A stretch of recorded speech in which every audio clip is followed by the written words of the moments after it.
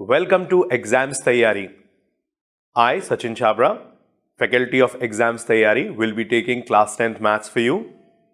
We are going to begin with the topic arithmetic progression. Maybe many of you could be known to the term, और कई लोगों को ये नाम नहीं भी मालूम होगा कि arithmetic progression क्या होता है. Children, arithmetic progression मैथमेटिक्स में नंबर्स के एक सीक्वेंस को रिप्रेजेंट करता है. नंबर्स का एक सीक्वेंस. हम लोग ऑड नंबर पढ़े, इवन नंबर पढ़े. अगर हम ऑड नंबर्स के सीक्वेंस पर जाएं तो ऑड नंबर्स क्या होते हैं? 1, 3, 5, 7, 9. हर ऑड नंबर का अपने प्रीसीडिंग या सक्सीडिंग ऑड नंबर से एक कॉमन डिफरेंस होता है, 2 का. 5 में से 3 माइनस करोगे तो भी 2 आएगा, और 7 में से 5 माइनस करोगे तो भी 2 आएगा. 5 में से 7 माइनस करोगे तो -2 आएगा. राइट ना? हमें मालूम है कि हर ऑड नंबर के बीच में अंतर 2 का है, लेकिन बड़े वाले से छोटे को माइनस करेंगे तो we will get the positive answer, but छोटे वाले से अगर बड़े को माइनस करेंगे तो we will get the negative answer. Even numbers में हम जाते हैं तब भी हम देखते हैं सेम सीक्वेंस फॉलो होता है. इनके बीच का भी जो कॉमन डिफरेंस है 2 नंबर्स के बीच का, वो 2 ही रहता है. एरिथमेटिक प्रोग्रेशन इसी तरह की सीरीज, वेरियस सीरीज, ये तो मैंने सबसे आसान वाली सीरीज पिकअप की, ऑड नंबर वाली और इवन नंबर वाली. हम ऐसी बहुत सारी मैथमेटिकल सीरीज को जब स्टडी करते हैं, उनके बीच के डिफरेंसेस को कॉमन पाते हैं, हम उस सीक्वेंस को एरिथमेटिक प्रोग्रेशन कहते हैं.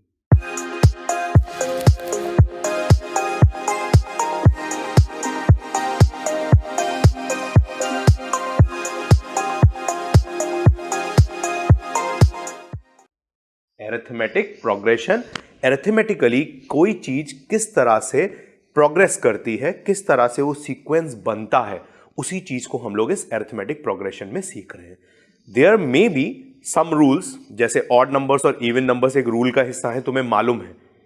ऐसे बहुत सारे सीक्वेंस होंगे जिनमें कोई रूल नहीं होगा, बस उस सीक्वेंस की पहचान क्या होगी कि उनके बीच का सक्सीडिंग नंबर और प्रीसीडिंग नंबर के बीच का कॉमन डिफरेंस होगा. That will remain same, and any series of numbers can be called as arithmetic progression.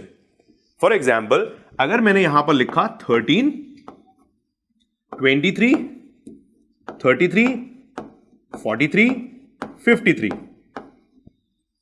अब यहां पर इन नंबर्स के साथ हमारा कोई मैथमेटिकल रूल या कोई नेम नहीं जुड़ता, बट हां, हम इसको अरिथमेटिक प्रोग्रेशन का हिस्सा मान सकते हैं. क्यों मान सकते हैं? अगर हम देखें तो 23 और 13 के बीच में भी 10 का डिफरेंस है, 33 और 23 के बीच भी 10 का डिफरेंस है, 43 और 33 के बीच भी 10 का डिफरेंस है, और 53 और 43 में भी 10 का डिफरेंस है. दैट मीन्स जितने भी हमारे टर्म्स इस प्रोग्रेशन में यूज किए गए हैं, सारों के बीच में एक कॉमन डिफरेंस एग्जिस्ट करता है, and there we pick up the word arithmetic progressions. Okay, अब अगर मैं इसको अपना कोई A1 टर्म मान लेता हूं, let me call it A1. अगले टर्म को मैंने अपना A2 टर्म मान लिया, थर्ड को मैंने A3 टर्म मान लिया, फोर्थ को मैंने A4 टर्म मान लिया, फिफ्थ को मैंने A5 टर्म मान लिया. ठीक है, series can be as long as we want, है ना. 5 टर्म लेने का पर्पस क्या है? मेरा बोर्ड छोटा है ना, इसलिए. अभी इसको मैं मान लेता हूं AN. ठीक है, ये सीरीज n तक गई है, ये सीरीज n तक गई है. अभी n को नहीं छेड़ेंगे, हम सिर्फ अपने A1 से A5 तक की बातें करेंगे. पहले A2 में से अगर मैंने A1 को माइनस किया, what I found, 23 minus 13 equals to 10. अब मैंने A3 में से A2 को माइनस किया. माइंड माय स्टूडेंट्स, मैं क्या कर रहा हूं? मैं सक्सीडिंग टर्म में से प्रीसीडिंग टर्म को माइनस कर रहा हूं. Again I have got 33 minus 23 which is again 10.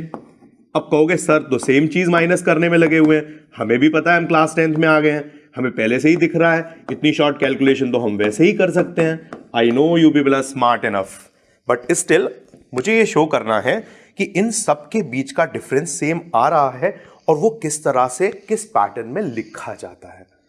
अब अगर मैं इसको आपस में ऐसे बोलता हूं कि A2 minus A1 is equal to A3 minus A2.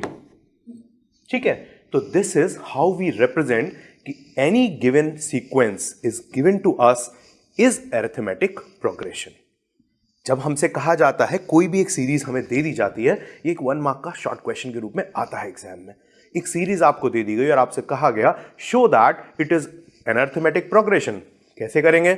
हम सीरीज के पहले मेंबर को A1, दूसरे को A2, तीसरे को A3, चौथे को A4 ऐसे नंबरिंग कर लेंगे and we need to go only up to A5। हमें इससे ज्यादा नहीं, अगर लंबी भी सीरीज है ना, हमें ज्यादा से ज्यादा चेक करना है तो हम इसके साथ एक और चेक कर सकते हैं A4 माइनस A3। और कभी कभी टीचर्स कहते हैं check up to the 4th term, तो हम इसके साथ इक्वल में A5 माइनस A4, इससे ऊपर चेक करने की जरूरत नहीं पड़ने वाली है ना, इससे ऊपर चेक करने की जरूरत नहीं पड़ने वाली। वैसे तो इन जनरल हम किसी भी सीक्वेंस को सिर्फ 3 टर्म्स को पिकअप करके ही अरिथमेटिक प्रोग्रेशन का पार्ट दिखा लेते हैं। कौन से 3 टर्म्स लेंगे? A1, A2, A3। A2 में से A1 घटाया, सेम पाया। A3 में से A2 घटाया, सेम पाया। बस हो गए खुश, अरिथमेटिक प्रोग्रेशन डिक्लेयर कर दिया। बट कभी कभी टीचर के सेटिस्फैक्शन के लिए हमें यह भी करना पड़ता है कि A4 और A3 का भी डिफरेंस दिखा देते हैं, A5 और A4 का भी डिफरेंस दिखा देते हैं। This goes as per the requirement.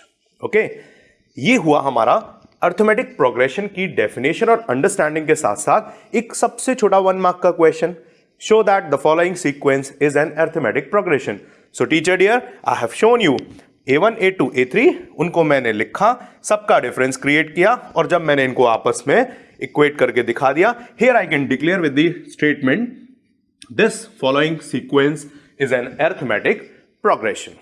I hope किसी भी सीक्वेंस को अरिथमेटिक प्रोग्रेशन लिखना मेरे स्टूडेंट्स को समझ आ गया। तो हम लोग सीख गए कि कोई भी सीक्वेंस जो दिया हुआ है वो A1, A2, A3 in general, हाँ, किसी का मन T1, T2, T3 लेने का कहे तो मुझे कोई इससे मना नहीं है, आप T1, T2, T3 ले लेना, बट A1, A2, A3 थोड़ा सा ऑफिशियल चलता है ना, तो वो लेना ज्यादा अच्छा रहता है।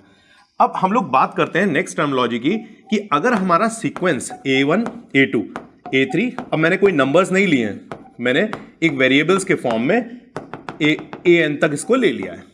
A1, A2, A3, A4, A5, AN तक हमारी कोई सीरीज गई है, तो this is called as first term. This is called as first term of AP।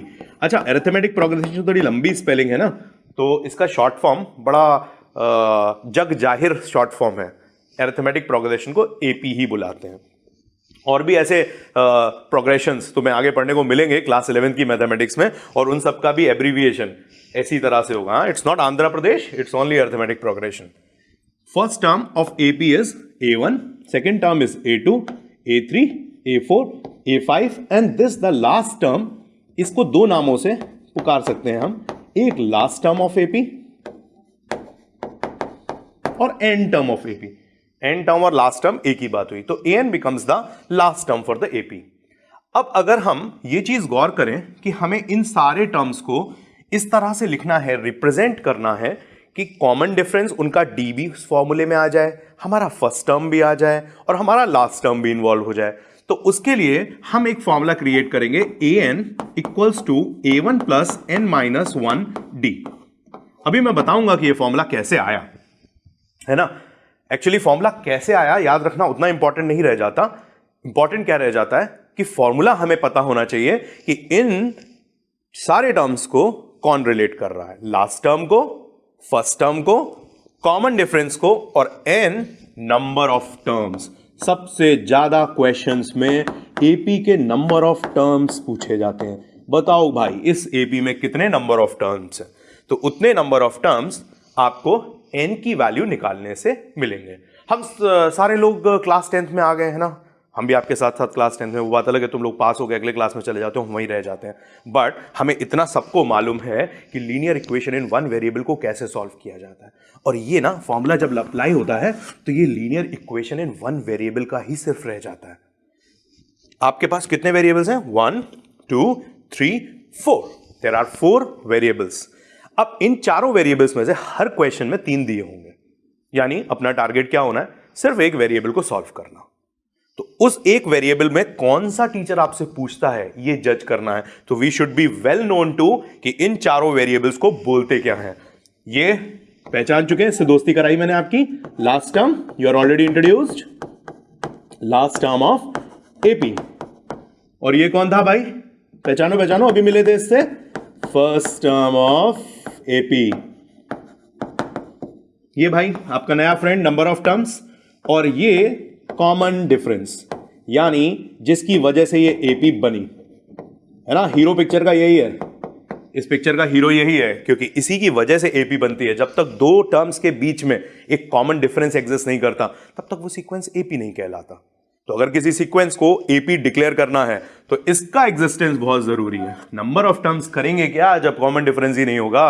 तो कॉमन डिफरेंस इस पिक्चर का हीरो, नंबर ऑफ टर्म्स, कितने नंबर ऑफ टर्म्स उस एपी या उस सीरीज में या उस सीक्वेंस में आपको दिए गए हैं। A1 first term of this A P, AN is the last term of A P. We got this formula. अच्छा, टीचर जी ने हमसे अगर पूछा कि मैं एक सीक्वेंस लेता हूं, A1 से लेके ये एक सीक्वेंस मेरा A9 तक गया, ठीक है। अब टीचर ने मेरे से, जब ये वेरिएबल्स नहीं कांस्टेंट्स के फॉर्म में होंगे, फर्स्ट टर्म से लास्ट टर्म की तरफ जाने की बजाय मुझसे कहा लास्ट टर्म से फर्स्ट टर्म की तरफ चले जाओ। उल्टी बात, टीचर्स हैं, बॉलिंग बैटिंग वाला रहता है, यॉर्कर फेंकने की कोशिश करता है बैट्समैन को आउट करने की, तो टीचर है ना वो बॉलर है वहां पे, तो अपनी गेंद को घुमा घुमा कर फेंकते हैं। इसी सीक्वेंस में उसने क्या पूछ लिया टीचर ने आपसे कि फर्स्ट टर्म ऑफ एपी और लास्ट टर्म ऑफ एपी तो तुम्हें पता है, तुम्हें शुरू से लास्ट में नहीं जाना है, तुम्हें लास्ट से शुरू में आना है।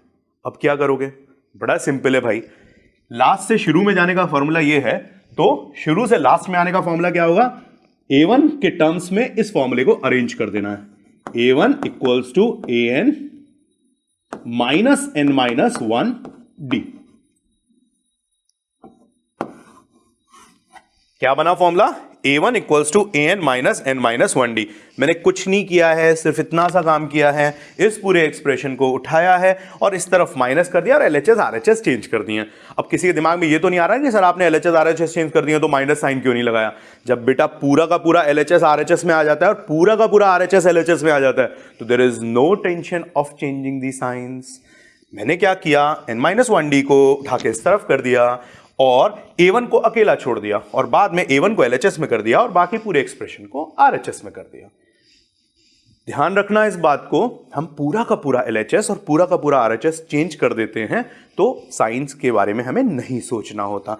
और हाँ, नॉर्मल टीचर्स की हैबिट भी होती है और हर बुक में तुमने देखा होगा, जिस वेरिएबल को सॉल्व किया जाता है उसको लेफ्ट हैंड साइड पे रखा जाता है ना, ऐसी बात है ना।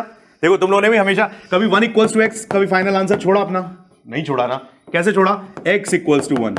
अब तुम कहोगे सर है तो दोनों एक ही बात ना, है तो एक ही बात, कपड़े कोई भी पहने जा सकते हैं, लेकिन तुम्हें पढ़ाने के लिए कोट पहना है, थोड़ा सा फॉर्मल चलते हैं। तो ये चीज x equals to 1 is more appropriate as compare to 1 equals to x। Always keep your variable on the left side. यही काम यहां पर किया है इस LHS और RHS को चेंज करने में। So we got to know 2 फॉर्मूले राइट नाउ। पहला formula last term of the A P के टर्म्स में हमने अरेंज किया, जहां first term, number of terms और कॉमन डिफरेंस इन्वॉल्व थे, and all these same variables are involve in the other case also. But यहां पर क्या तुम फाइंड कर रहे हो, उल्टी सीरीज फाइंड कर रहे हो। लाइन में खड़े होते हो, स्कूल की असेंबली में खड़े होते हो, पहले बच्चे से लास्ट बच्चे तक जाना है, वैसे भी काउंटिंग की जा सकती है, और लास्ट बच्चे से पहले पे आना है, वैसे भी काउंटिंग की जा सकती है। तो दोनों तरीके से हमें ये फॉर्मूले पता होने चाहिए, because teacher can twist the question any time they feel like. अब हम लोग बात करेंगे इस पे बेस्ड क्वेश्चंस कैसे आते हैं। For more information, download the app now from Google Play Store.